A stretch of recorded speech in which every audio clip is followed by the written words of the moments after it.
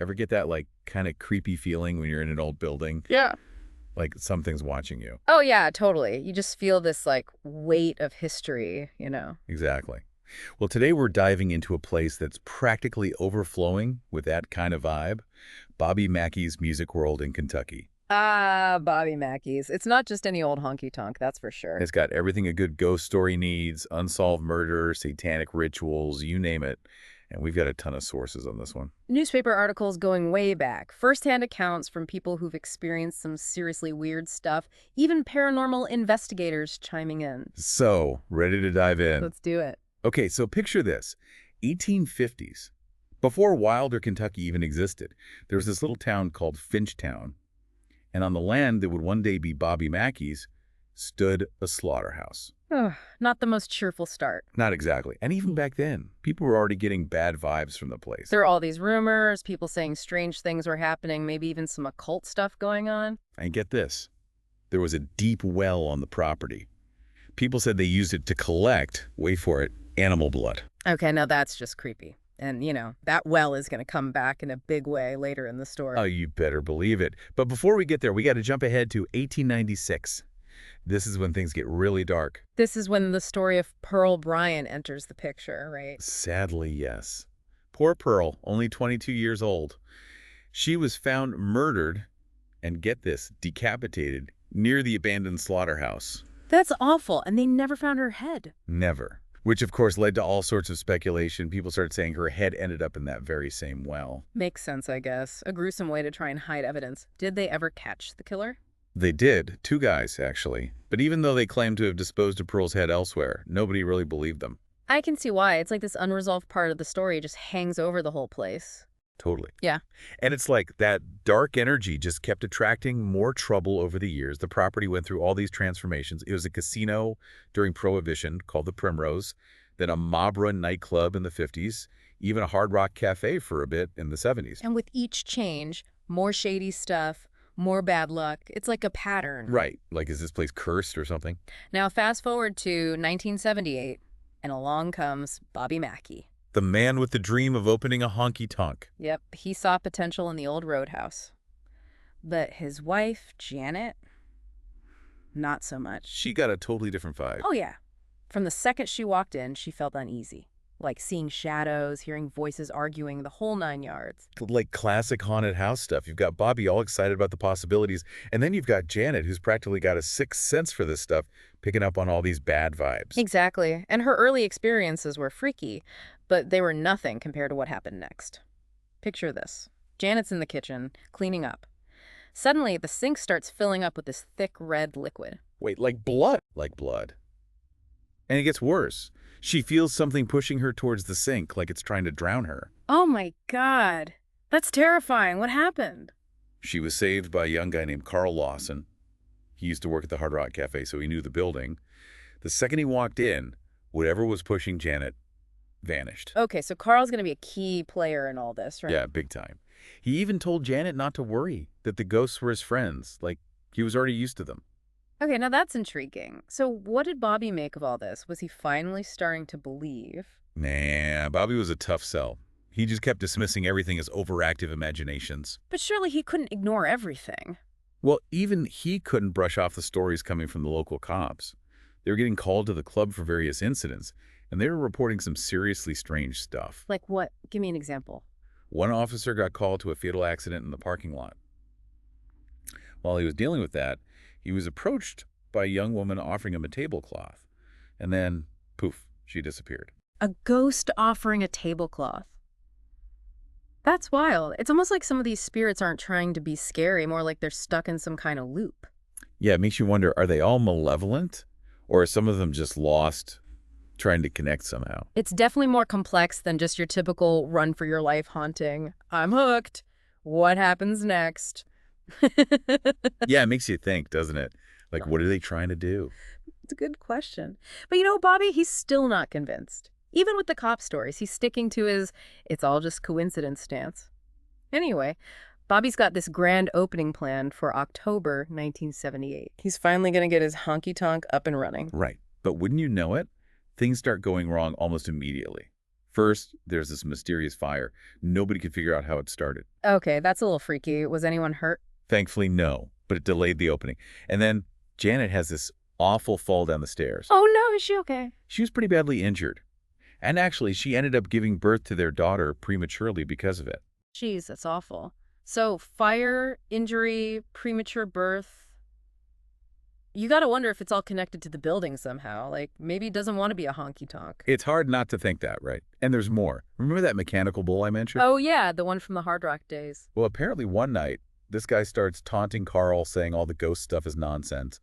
Well, the bull goes haywire, throws the guy off, and he gets hurt. Whoa, okay. Was that a malfunction or something more deliberate? You tell me.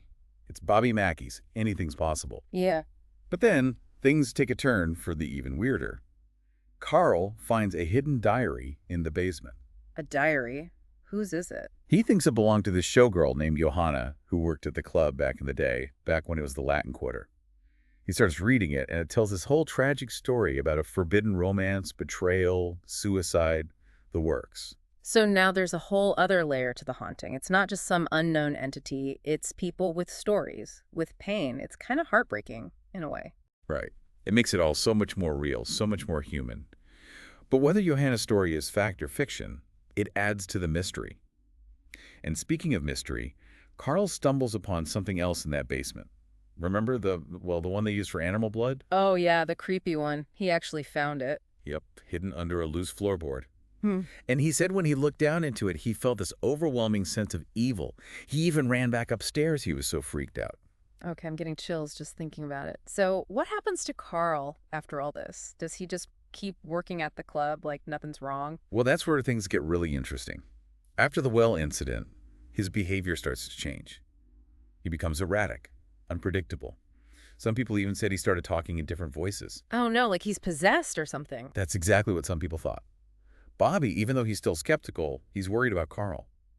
So he calls in this paranormal researcher named Doug Hensley. So even Bobby's starting to admit there might be more to it than just coincidence. He's not fully there yet, but he's getting closer. Doug does a bunch of research on the property, focusing on the Pearl Bryan case, and he finds out something really chilling. What is it? As he was being led to his execution, one of Pearl's killers made this vow. He said he was going to haunt everyone involved in the trial and the place where her head was left. Whoa. Okay, so now we're not just talking about some random ghost. We're talking about a vengeful spirit. That's a whole different ballgame. And Doug starts to think that this spirit, maybe the killer himself, is the one targeting Carl. To figure out what they're dealing with, they call in a psychic medium, Patricia Michelle. A psychic medium. This is getting serious. Tell me about it. Patricia walks around the club, and she says she can sense all these different energies. In one room, she feels the presence of a woman, who she believes is Johanna. Downstairs, near the well, it's a different story. The energy is dark, oppressive. So she's picking up on the same things Carl was feeling. Exactly. And then she says something that sends chills down everyone's spine. She claims to see Pearl Bryan's head floating in the well. Whoa. Okay, so now I've got confirmation from a psychic. What does Patricia suggest they do? She thinks Carl is being used as a conduit by the evil spirits, so she recommends an exorcism. And get this, even Bobby agrees to it. He's still not totally on board with the ghost stuff, but he's desperate to help Carl. So they actually go through with an exorcism. This is wild. Yep. They call in this Reverend Glenn Cole, a local Pentecostal minister, to perform the ritual. The first exorcism is a pretty low-key affair. It's held in the old kitchen, and they even have news cameras there to document it. News cameras, wow, they're really taking this seriously. Carl's resistant at first. He's mumbling in a strange voice, but then he goes limp, and he says he feels a change. But Reverend Cole isn't so sure. He thinks Carl, or maybe a spirit pretending to be Carl, is lying. Oh no, that's not good. So what happens? Does the Reverend just leave it at that? He doesn't. He tells Bobby that he thinks they need to do another exorcism, a stronger one. Oh boy, this is intense. So did they actually go through with a second exorcism? They did. A few weeks later, Reverend Cole comes back with another minister. This time, no cameras. Smart move. This feels like something that shouldn't be broadcast. So what happened during this second exorcism? It was bad. A lot worse than the first one. People who were there said Carl was like writhing in pain, screaming. At one point, he even started bleeding. Bleeding? Like where? Well, this is going to sound strange, but apparently he developed really severe hemorrhoids. And he was convinced the spirits were causing it. That's definitely not something you hear every day. I mean, can a ghost really do that kind of physical harm? Or is it more like the stress, the fear manifesting physically? Honestly, it's hard to say. But after that second exorcism, things quieted down for a while, at least until Reverend Cole came back a third time. A third time? What, they didn't get them all the last time? That's what it seems like. This time, he brought along this guy named Larry Kidwell, who, get this, used to be a Satanist. Hmm. So now we've got a former Satanist, a reverend, and a possibly possessed guy all under one roof. This is getting stranger by the minute. So, what happened with this third exorcism? It was a showdown. Carl actually tried to hide from them at first. He'd grown attached to some of the spirits, especially Johanna and this guy named Buck, who owned the Primrose back in the day. But eventually he realizes he can't hide forever, and he lets them in. It sounds like he's really torn. Like, he wants to be free from the torment, but he also feels a connection to these spirits. It's almost sad. I know, it's really complex. Anyway, they go back to that kitchen where the first exorcism happened, and Reverend Cole starts praying. What happens to Carl? It's like a whirlwind of voices. His voice changes, like different entities are talking, all of them demanding the Reverend stop the exorcism. It's chaos. It sounds terrifying. It was. But after hours of this back and forth, Carl's body just convulses one last time, and then silence. The spirits were gone. Gone. Carl's free. But even though he's relieved, there's a part of him that's sad too. He misses those connections, even if they were with, ghosts. And the Reverend, he warns Carl, don't ever talk to them again. Don't even think about them, or they'll come back. So is that the end of the haunting at Bobby Mackey's? Well, sort of. Things calm down a lot after that. But you can't really erase a reputation like that, can you? Especially not when it's as wild as Bobby Mackey's. I bet people were still showing up hoping to catch a glimpse of something spooky. Oh, yeah, big time. Bobby tried to downplay the whole ghost thing for a while, worried it would hurt business. But then he realized, hey, people love a good ghost story. So he leaned into it. He leaned all the way in. And then, in 1993, this guy sued Bobby, claiming he was attacked by a ghost in the men's room. What? People were getting attacked by ghosts in the bathroom now. That's a whole new level. Right. Well, it turns out the whole thing was kind of a publicity stunt. But the best part, Bobby's lawyer filed a motion to dismiss, written entirely in poetry. In poetry? That's hilarious. What did the poem say? Well, it basically poked fun at the whole thing, but also acknowledged that, yeah, Bobby Mackey's might be a little haunted. In the end, Bobby posted a sign behind the bar warning people about the ghosts. So he turned the whole thing into a marketing campaign. Pretty clever. And it worked. Bobby Mackey's became famous. People came from all over to experience the music and maybe, just maybe, have their own ghostly encounter. They were on TV, in magazines, everywhere. It was like the most haunted honky-tonk in America. What a wild ride. What about the people involved? What happened to Carl, Janet, Bobby? Carl ended up leaving the club, but he still talks about his experiences with the paranormal. Janet, sadly, passed away in 2009. And Bobby, he still owns the club, still says he's never seen a ghost himself. Even after all that, that's some serious skepticism right there. Right. But whether he believes it or not, Bobby Mackey's music world is his legacy. It's this place where music, history, and the unexplained all come together. It's a reminder that even in the most ordinary places, there can be extraordinary secrets lurking beneath the surface. And who knows, maybe there's some truth to those ghost stories after all. What do you think?